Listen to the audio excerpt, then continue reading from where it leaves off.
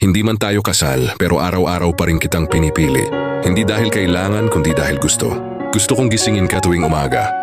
Kahit pagod, kahit minsan hindi tayo nagkakaintindihan. Hindi man tayo kasal, pero sabay nating hinarap lahat.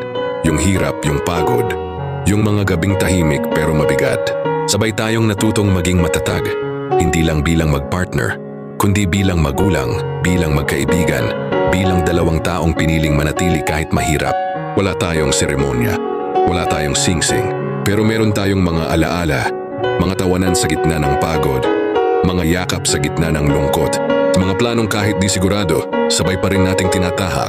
Hindi man tayo kasal pero ikaw ang tahanan ko, yung braso mo, yung pahinga ko, yung boses mo, yung ginhawa sa magulong mundo. Ay alam mo mahal, hindi ko kailangan ng papeles para patunayan kung gaano kita kamahal. Kasi ramdam ko, sa bawat araw na magkasama tayo, doon pa lang, kasal na tayo sa puso ng isa't isa. Hindi man tayo kasal pero buo tayo.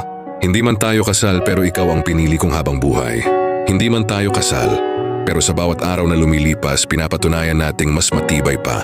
Minsan ang relasyon na pinanday ng hirap, kesa sa relasyong ginastusan ng marangyang kasal.